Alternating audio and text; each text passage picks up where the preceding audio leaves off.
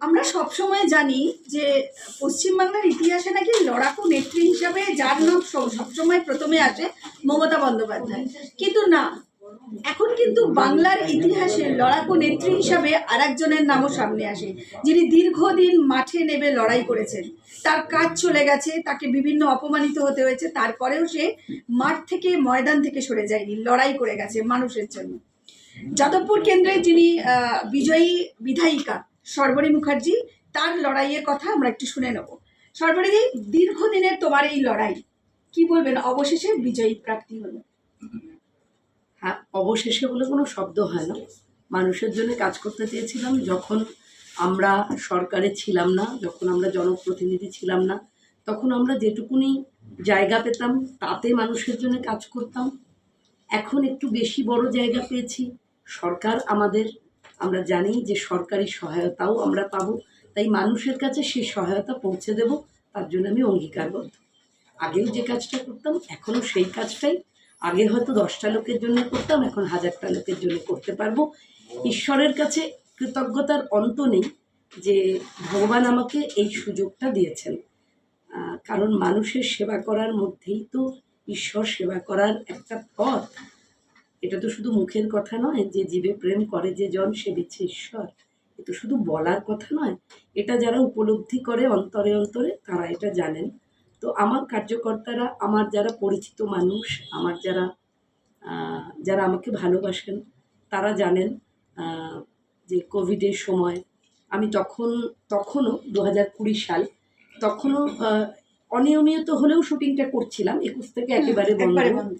তো সেই সময় কোভিডের সময় আমার যারা কলিগস ছিলেন বা আমার সঙ্গে যারা টেকনিশিয়ান ভাই বন্ধুরা ছিল, তারা জানে, তাদেরকে জোর করে করে আমি ইঞ্জেকশন দিতে পাঠিয়েতাম কাজের ফাঁকে, যা এবার যা। এবং তারা সেটা জানেন, তারা যে তারপরে এসে জড়িয়ে ধরে কেউ কাঁদছে, কেউ ফোনে খাচ্ছে, সবার যে কত আনন্দ। সবাই বলেছে এই কথা, দিদি তুমি কত করেছো আমাদের জন্য।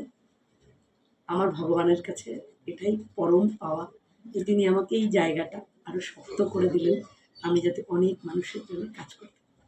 সর্বদাই যাদবপুরের মানুষের জন্য তো কাজ করবেই, এখন একটা বড় প্ল্যাটফর্ম, আরো বেশি করে মানুষের কাছে যেতে পারবে, কাজ করতে পারবে।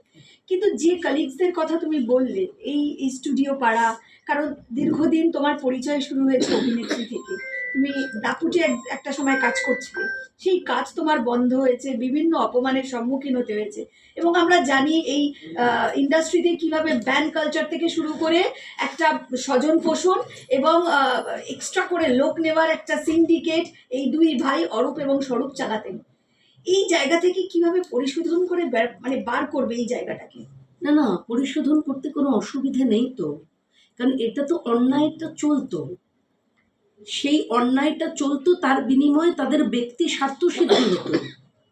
ফলে এই অন্যায়টা, ব্যক্তি স্বার্থ যদি আমাদের না থাকে, আমাদের যদি দলীয় অর্থনীতিকে বাড়ানোর এবং নিজের অর্থনীতিকে বাড়ানোর এই চেষ্টাটা না থাকে, আমরা যদি মানুষকে পরিষেবা দেওয়ার জায়গাটাতে দাঁড়াই, তাহলে আর এই অন্যায়গুলো থাকবে না, একদম থাকবে না। সেক্ষেত্রে আর কিছু বলার থাকবে না। কাজের তো কিছু প্রসিডিওর আছে, একদম প্রসিডিওর আছে, ফোরাম আছে, গিল্ড আছে, সেখানে চাপিয়ে দেওয়া পদ্ধতির মধ্যে দিয়ে যেভাবে ধ্বংস করা হলো এই 15 বছর ধরে ইন্ডাস্ট্রিকে, অসংখ্য মানুষের সঙ্গে অন্যায় করা হলো, অসংখ্য। এখন তো সবাই মুখ খুঁটে বলতে শুরু করেছে যে গিল্ডের নামে কিভাবে টাকা তছরূপ হতো। প্রচুর মেয়েরা বলছে, যারা হেয়ারড্রেসার, যে দিদি কি অন্যায় হয়েছে আমাদের সঙ্গে ভাবতে পারবে না। তো এই অন্যায় থেকে আমরা গোটা রাজ্যে যেমন পরিশোধিত করা হচ্ছে, তেমনি ইন্ডাস্ট্রিও পরিশোধিত হবে, ভালো করে কাজ হবে। মানে যে যে ভয়ঙ্কর একটা সিচুয়েশনে তোমরা পড়েছিলে, কাজ হারিয়ে গিয়েছিল, সেই সিচুয়েশনে আর কেউ পড়বে না, এই এটাই তো চাওয়া, এই আশ্বাসটা। হ্যাঁ, একদম। মানুষ তো আমাদের এই জন্যই ভোট দিয়েছেন। আমার চাওয়া শুধু হলে হতো না, মানুষ চেয়েছেন, মানুষ আমাদের নির্বাচিত করেছেন। কেন? এই যে 208টা সিট ভারতীয় জনতা পার্টি, এ তো মানুষের ম্যান্ডেট, মানুষ চেয়েছেন। মানুষ যেভাবে গত 15 বছর ধরে প্রতারিত হয়েছে দিনের পর দিন, বিভিন্ন ক্ষেত্রে বিভিন্ন বর্গে, তারা উফ আর না, এই যে তারা আর না বলেছেন, ভারতীয় জনতা পার্টির সরকার প্রতিষ্ঠা হয়েছে।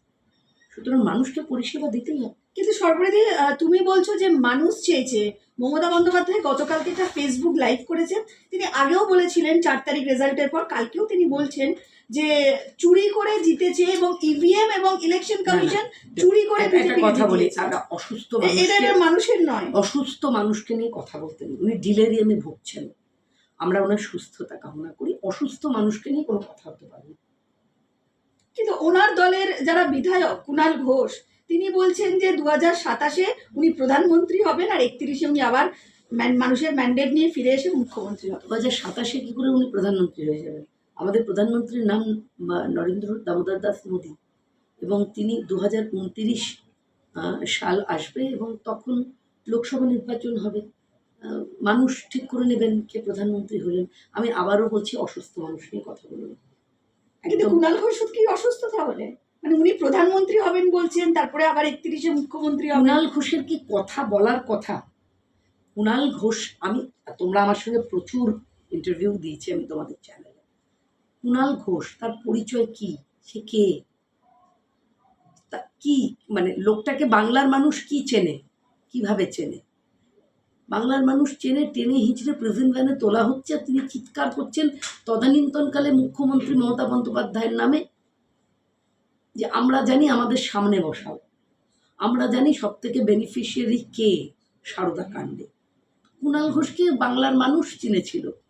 তার আগে কোন অন্ধকারে, রাতের অন্ধকারে বসে অ্যাম্বুলেন্সে করে উনি সমস্ত তৃণমূলের নেতা মন্ত্রীদের কাছে টাকা পৌঁছে দিতেন, সেসব তো মানুষ জানে। ফলে কুণাল ঘোষ কি বলছেন এইটা বিষয় হতে পারে না। মানুষ কি বলল, মানুষ কি রায় দিল, এইটা হচ্ছে বিষয়, এইটা বিষয়। কিন্তু সরকার পরিবর্তনের পর প্রাক্তন মুখ্যমন্ত্রী কিন্তু খুবই কষ্ট পেয়েছেন। তিনি বলছেন এই যে স্টেডিয়ামের সামনে যে স্ট্যাচুটা ছিল, মানে দুটো পা এবং মাথার উপরে গ্লোভ, সেটা ভেঙে ফেলাতে উনি গতকালও লাইভে বলেছেন যে আমি যখন ক্ষমতায় ছিলাম আমি কোনো লেনিন বা কোনো রকম কারোর মূর্তি ভাঙিনি।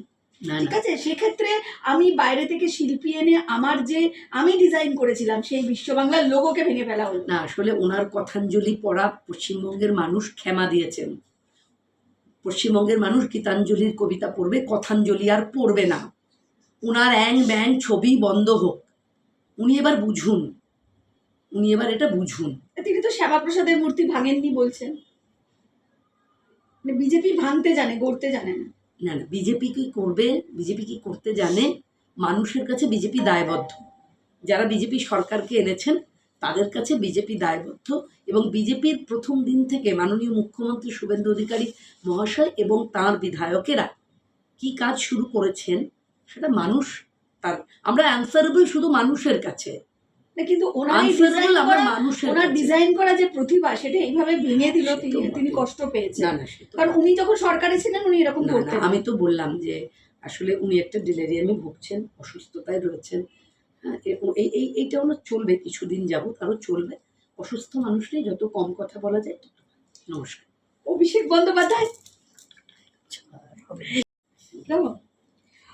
বন্দ্যোপাধ্যায় বলছেন যে তিনি সুরক্ষিত নয়। তার বাড়ির সামনে যেভাবে হামলা করা হচ্ছে, লোক এসে সেলফি তুলছে, ওনার মেয়ে স্ত্রী নিয়ে থাকেন, উনি সুরক্ষিত নন। যাক, এটা আপনাকে বলতে হলো তাহলে, কারণ আপনি তো স্বঘোষিত যুবরাজ হয়েছিলেন। আপনি ভেবেছিলেন আপনি আইনের ঊর্ধ্বে।